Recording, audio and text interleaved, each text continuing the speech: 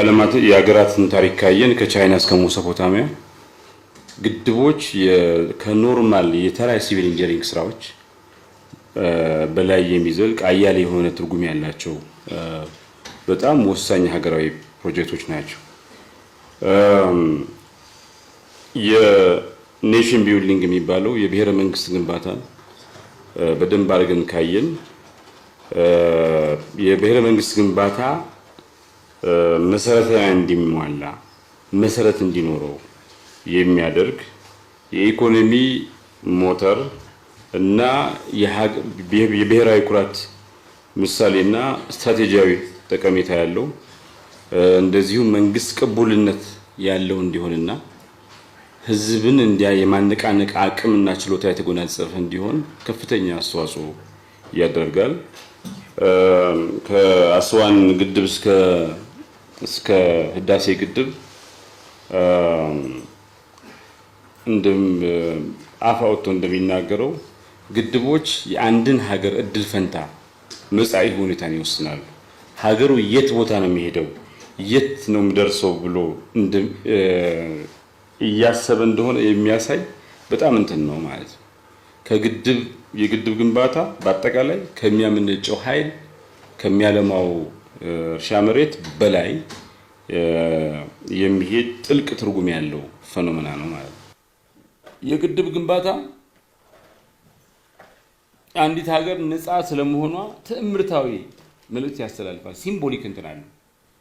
የግድብ ግንባታ አንዲት ሀገር ቆርጣ መነሳቷን ድህነትን ለማሸነፍ ብልጽግናን ለማምጣት የህዝቦቿን ህይወት ለመቆጣጠር ውሃ የሚባለውን ነገር ለመማረክ ሪዞልቭ እንዳላት እናም ወደፊት እየገሰገሰች መሆኑን ያሳያል።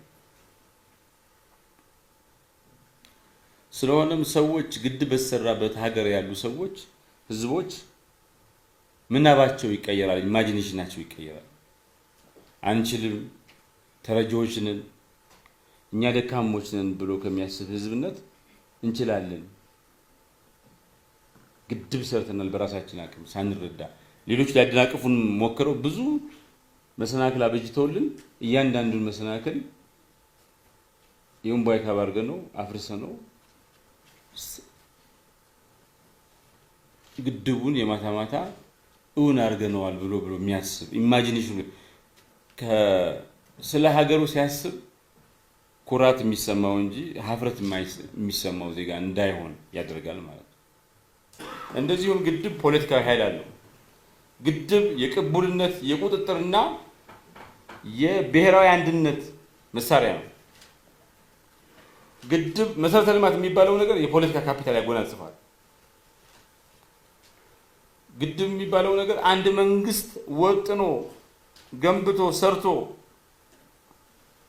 ማጠናቀቅ እንደሚችል ማሳያ ነው። ይሄ ደግሞ ፖለቲካል ካፒታል ይሆናል ማለት ነው እና ያ መንግስት በህዝብ የታመነ እንዲሆን ቅቡልነት የፖለቲካዊ ቅቡልነት ያለው እንዲሆን ስለሚያደርግ ለኔሽን ቢልዲንግ ይላል ማለት ነው። የግድብ ግንባታ አንድ መንግስት የጸና እንዲሆን ኮንሶሊዴት እንዲሆን ፓወሩን ኮንሶሊዴት እንዲያደርግ ያግዘዋል። ግድብ የሚገነቡ መሪዎች ግድብን አስበው ገንብተው የሚጨርሱ መሪዎች ነገን የሚገነቡ ናቸው፣ ስለ ነገ የሚገነቡ ናቸው። ብሔራዊ ዕጣ ፈንታችን የሚጠብቁ ሰዎች መሪዎች ናቸው ማለት ነው። የግድብ ግንባታ ብዙ ጊዜ ዘመናዊነት የአቅም የመቻል እና የአልበገርም ባይነት ማሳያ ናቸው። እንችላለን መገንባት እንችላለን ብሎ የማሳየት ነው።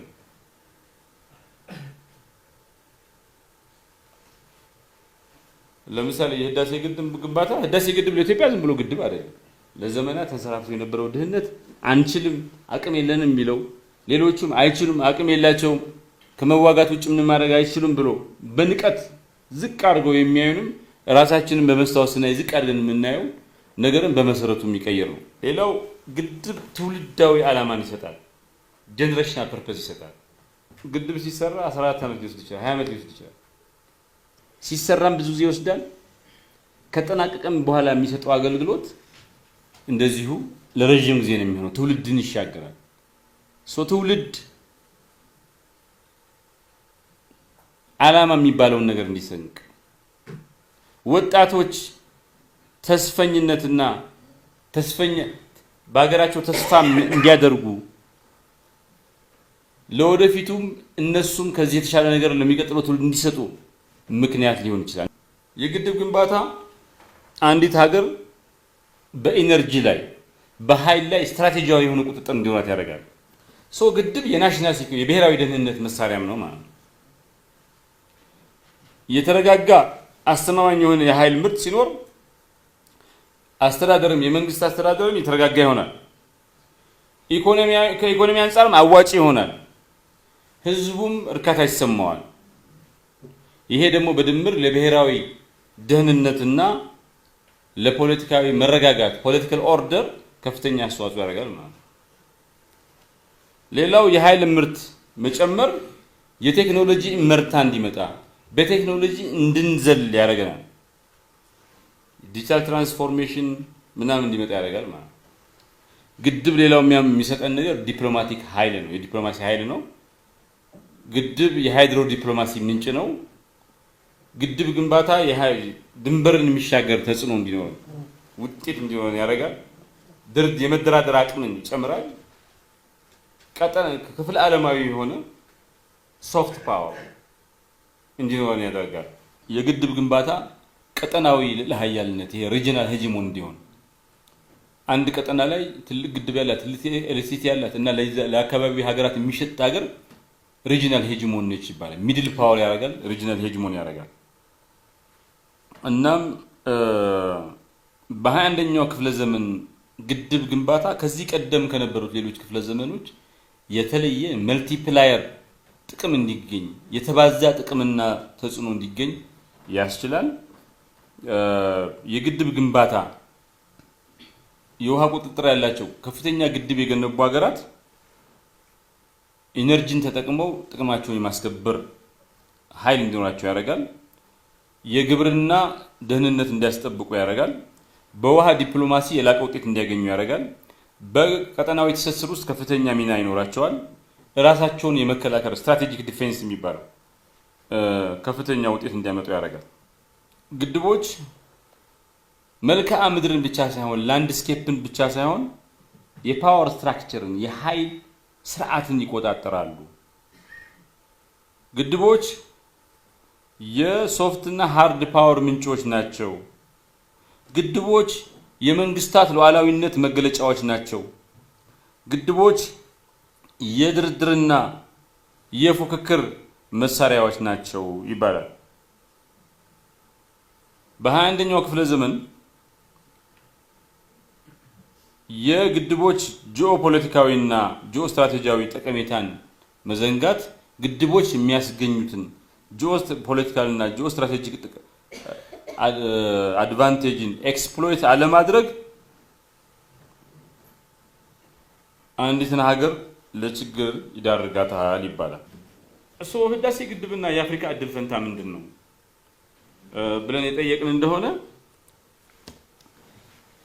ህዳሴ ግድብ ክፍለ ዓለማዊ ትዕምርት አለው። ህዳሴ ግድብ አፍሪካ ባለቤት ሆና የምትሰራው አፍሪካ ከተረጅነት ወደ ራስን ወደ መቻል መሸጋገሯን የሚያሳይ ነው። ህዳሴ ግድብ ራሳችን የገነባ ነው፣ አፍሪካን የገነባ ነው ፕሮጀክት ነው። ህዳሴ ግድብ ፓን አፍሪካ የሚባለው ፓን አፍሪካዊ ተዳክሞ የነበረው ፓን አፍሪካዊ አስተሳሰብ ፓን አፍሪካን ማይንድሴት ሜንታሊቲ እንደገና ያንሰራራ መሆኑ ያሳያል። ህዳሴ የአፍሪካን መጻኢ እድል ፈንታ መጻኢ ሁኔታ ከህዳሴ ግድብ መነጽር አንጻር በህዳሴ ግድብ ማያ መነጽር ብናየው አፍሪካ ሉዓላዊነቷን ተመልሳ እያገኘች ነው። አፍሪካ የመሰረተ ልማት ዕጣ ፈንታዋን ለመወሰን መሰረተ ልማት እድገትን ያመጣል። መሰረተ ልማት አለ ማለት እድገት አለ ማለት ከሌለ ደግሞ እድገት የለም ማለት ነው። ቆርጣ መነሳቷን አፍሪካ ድህነትን ለማሸነፍ ብልጽግና ለሞል ቆርጣ መነሳቷን ማሳያ ነው። የአፍሪካ መጻኢ ዕድል ፈንታም ኢንዱስትሪያዊ መሆን ነው፣ ኢንዱስትሪያል ፊውቸር እንዳላት ያሳያል። ሌላው ህዳሴ ግድብ የሚያመጣው አፍሪካ ውስጥ ተቋማዊ መነሳሳት ነው፣ ኢንስቲትዩሽናል ኢንስፓይሬሽን የሚሉት ነው። የህዳሴ ግድብ ስኬት ብዙ ትምህርት ያስተላልፋል፣ ብዙ ጠቃሚ ያስተላልፋል። አንደኛ አህጉር አቀፍ የሆነ የፋይናንሲንግ ሞዴል እንደሚያስፈልገን የህዝብ ቦንድ ዲያስፖራ ፋይናንስ እንደሚያስፈልገን ያሳያል። የአፍሪካ ልማት ባንክና አፍሪካን ሰቨራይን መሰረተ ልማት ፈንድም እንደሚያስፈልግ ያሳያል። እንደዚሁም በትርክት ላይ የተመሰረተ አስተዳደር በርዕይና በባለቤትነት ሀገር ግንባታ በግድቦች አማካኝ እንደሚቻል ያሳያል ማለት ነው። በአጠቃላይ ከህዳሴ ግድብ በኋላ አፍሪካዊ የመጻኢ ዕድል ፈንታነት እንፍጠር ሲባል ምን መጠቀም እንችላለን? ለምሳሌ ከትርክት አንፃር ከትርክት ኃይል አንፃር ልክ ህዳሴ ግድብን ተጠቅመን ሌሎች የልማት ስራዎቻችን በአፍሪካም በኢትዮጵያም ደረጃ ቆጥሮ ማወቅ እና አገር በቀል የሆነ ትርክቶችን ማስፋፋት ይጠይቃል። ከፋይናንሲንግ ሞዴል አንፃር ብንል ለምሳሌ ፓን አፍሪካን የመሰረተ ልማት ቦንድ ገበያ ላውንች ማድረግ እንችላለን። ከዲፕሎማሲ አንፃር የአፍሪካ ህብረት የዲፕሎማሲ አቅም መገንባት እንችላለን። ከመሰረተ ልማት ፖሊሲ አንፃር የአፍሪካ መሰረተ ልማቶች ጋይድላይን መመሪያ ብለን ይህን እንዳለ ህዳሴ ግድብ ውስጥ ያገኘነው ልምድ እንዲካተት ዘላቂ እንዲሆን ፍትሃዊ እንዲሆን ተቋማዊ እንዲሆን ማድረግ እንችላለን። ከትምህርትና ከወጣት ተሳትፎ አንፃር ካየነው ህዳሴ ግድብ መሰረት ያደረገ ከፍተኛ የሆነ የዜግ ዘመቻዎች ዜጎችን የሚያሳትፍ ብሔራዊ እና ክፍለ ዓለማዊ ዘመቻዎች ማካሄድ አለብን ማለት ነው። ህዳሴ ግድብ ደግሞ ሌላው ነገር የሚቀጥለው ትውልድ አስተማሪ የመጻኤው ትውልድ አስተማሪ የማስተማሪያ መሳሪያ መጠቀም እንችላለን። ህዳሴ ግድብን ከሰራን ምን ያቅተናል? ከዛ በኋላ ምንድነው መገንባት ማንችለው ብሎ ጥያቄ መጠየቅ እና አፍሪካውያን ተማሪዎች፣ ኢትዮጵያውያን መሪዎች፣ ዜጎች እንዲነሳሱ ብለው እንዲነሱ ማድረግ ይቻላል። የህዳሴ ግድብ በመሪነት በሉዓላዊነት በሪስክ መውሰድና በተስፋ ዙሪያ ትምህርት የሚወሰድበት ሰዎች የሚነሳሱበት መስተጋበር ማድረግ እንችላለን። በትምህርት ቤቶች፣ በዩኒቨርሲቲዎች፣ በቲንክ ታንኮች፣ በሲቪክ ግሩፕስ አፍሪካዊ የችግር አፈታትና ዲፕሎማሲ የመሰረተ ልማት ኢንተርፕረነርሺፕ የሚባለውን ነገር ለማንሳትና ለማስፋፋት ለወደፊቱ ጠቃሚ የሚሆኑ ሃይድሮ ዲፕሎማትና የውሃ ሎየሮች ዋተር ሎየርስ የሚባሉትን ለማስተማር ጥቅም ላይ መዋል ይችላል ማለት ነው። በአጠቃላይ ከዚህ የምንረዳው ህዳሴ ግድብ መጀመሪያ ቢግኒንግ ነው፣ መጨረሻ አይደለም። ህዳሴ ግድብ አገኘው እንትን መኩራራት አይደለም ያለብን፣ የበለጠ መነሳሳት ነው። እንደምችል ማሳያ እንጂ የዓለም መጨረሻ አልፋና ኦሜጋ አይደለም። ህዳሴ ግድብ ኢትዮጵያ መስራት የምትችለው ኢትዮጵያ ስኬት የመጨረሻው እንትን አይደለም፣ ጣሪያ አይደለም። ህዳሴ ግድብ ኢትዮጵያ መነሳት እንደምትችል ማንሰራራት እንደምትችል ማድረግ እንደምትችል ድህነት ማሸነፍ እንደምትችል ብልጽግና መውለድ እንደምትችል ማሳያ ነው። ለምንድን ነው ግድብ ትራንስፎርሜሽናል ነው የሚባለው? ግድብ ያሸጋግራል ሀገር ውስጥ በአንዲት ሀገር መሰረታዊ ለውጥ እንዲመጣ ምክንያት ሊሆን ይችላል የሚባለው። ግድብ የሀገርን ኢኮኖሚ ይቀይራል። ግድብ የመንግስትን ቅቡልነትና አቅም ያባዛል። ግድብ በአንድ ሀገር ውስጥ የሚኖሩ ህዝቦች፣ ሰዎች ስነልቦናዊ ሁኔታና በራስ የመተማመን ስሜትን በከፍተኛ ደረጃ ይቀይራል።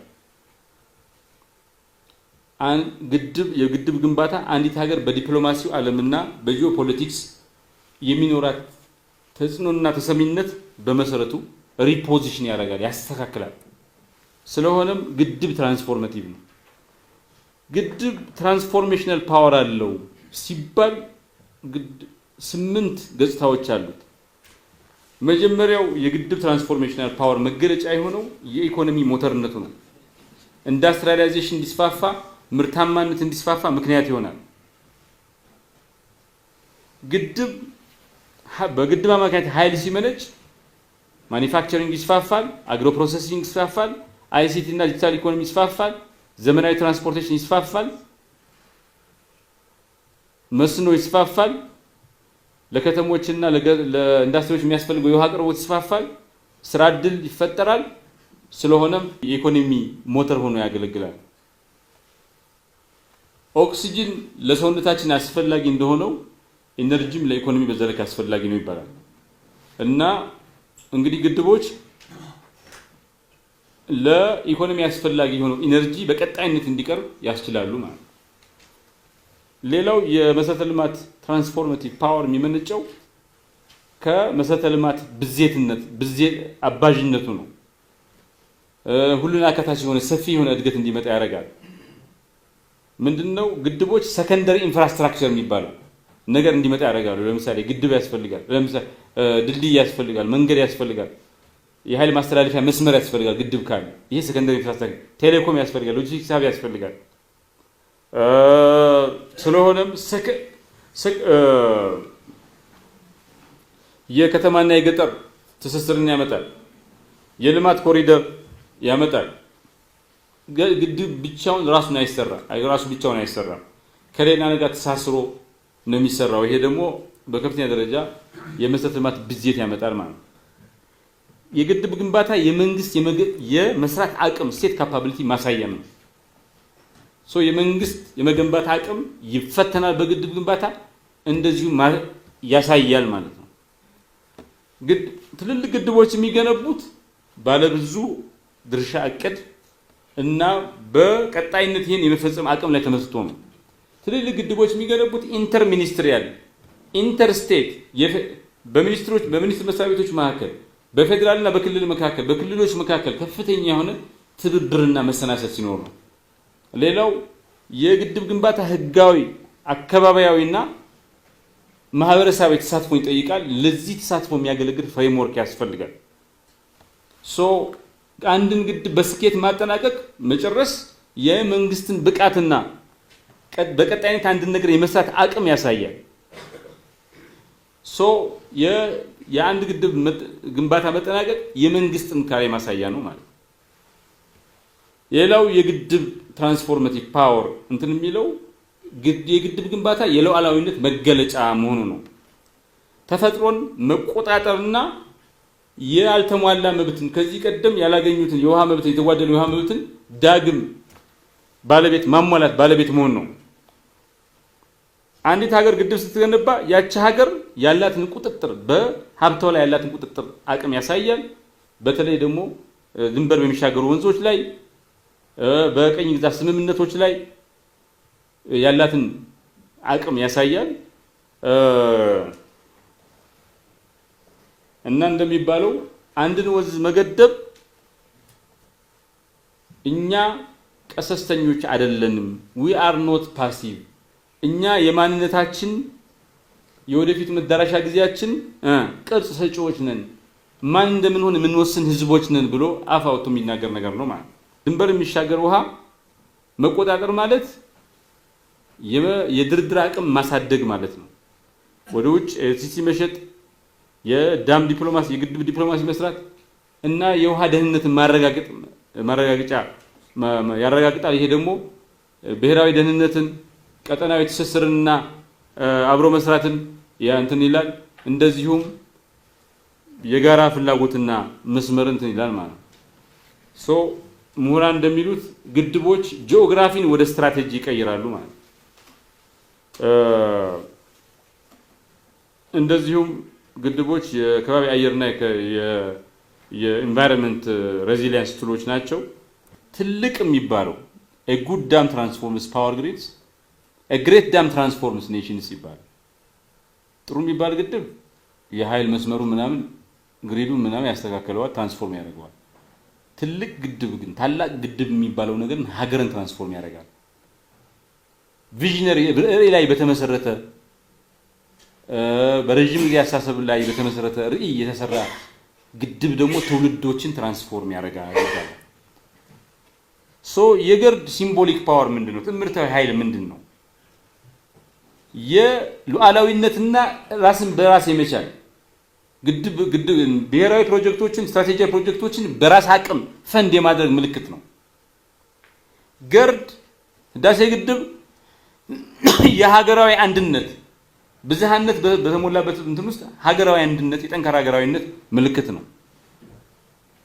ህዳሴ ግድብ ዳግም የመነሳትና ከድህነት ካደረሰብን ስለልቦናዊ ቁስል የማገገም ምልክት ነው። ህዳሴ ግድብ የሲቪክ ሪቹዋል እና ናሽናል ሚት ምልክት ነው። የህዳሴ ግድብ ስትራቴጂያዊ ኃይልስ በቀጠናዊ የውሃ ፖለቲካ ውስጥ ስትራቴጂያዊ ኃይልና ቦታ እንዲኖረን ያደርጋል። የኢኮኖሚ ለማሻገር የሚያስፈልገውን ስቴት ክራፍት እንድንገነባ ያደርገናል። እንደዚሁም የብሔራዊ ኢነርጂ ስትራቴጂ መልህቅ ይሆናል። እንደዚሁም ስትራቴጂክ ዲተረንት እና ዲፕሎማቲክ ፓወር ቺፕ ይሆናል።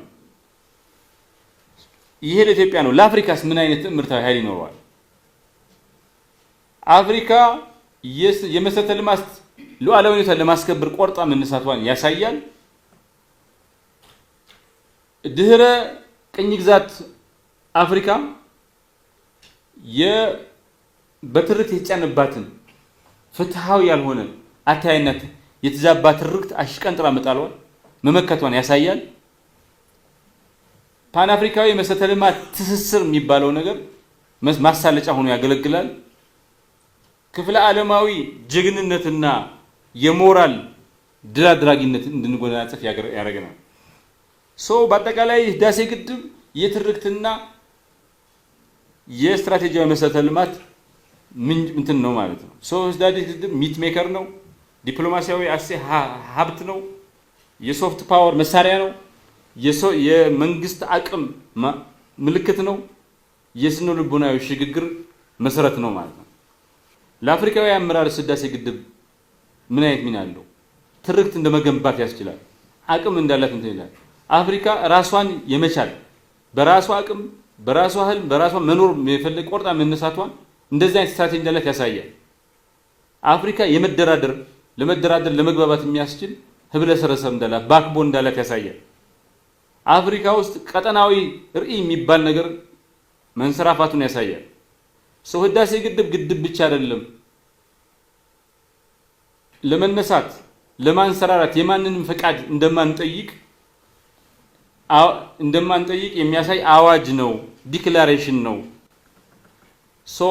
ህዳሴ ግድብ መጀመሪያው ከሆነ የመገንባት የማድረግ አቅማችን መነሳቱን ማሳያ ከሆነ ከዚህ በኋላ የምንገነባው ምንድን ነው ብለን ማሰብና ኢትዮጵያ ውስጥ የማያቋርጥ እንደ ህዳሴ ግድብ አይነት ትልልቅ ነገሮችን መስራት መቻል አለብን ማለት ነው። እዚህ ላይ ስናጠቃል ህዳሴ ግድብ የአፍሪካም የኢትዮጵያም ያለፈው ጊዜ መቀየሩን ሳይሆን ከዛ በላይ የአፍሪካ ጊዜ እየመጣ መሆኑ የአፍሪካ ማንሰራራቱ ጊዜ እየመጣ መሆኑ ማሳያ ነው። ስለሆነም ህዳሴ ግድብን ስናስተምር ትውልዱ ወኔ ቁርጠኝነት እንዲላበስ አድርገን ማስተማር አለብን። ከህዳሴ ግድብ ከተማር ስትራቴጂ እንማራለን ማለት ነው። ህዳሴ ግድብን የጋራ አድርገን ሸርክ አድርገን ኢትዮጵያውያን የጋራ ነገር አድርገን ከወሰድ ነው አፍሪካውያን የጋራ ነገር አድርገው ከወሰዱት ዘንድ አፍሪካ መጻኢ ዕድል ፈንታ የኢትዮጵያ መጻኢ ዕድል ፈንታ በሰልፍ ሪሊያንስ በራስ የማድረግ አቅም ላይ የተመሰረተ መሆኑን እንረዳለን ማለት ነው። ምን ይባላል? አንድን ትውልድ እንደ ህዳሴ ግድብ አይነት ግድብ ላይ የተመሰረተ ትርክት ስጠው፣ ከዚያ በኋላ እንደ ህዳሴ አይነት 100 ተመሳሳይ ነገሮችን ይሰራል ይባላል።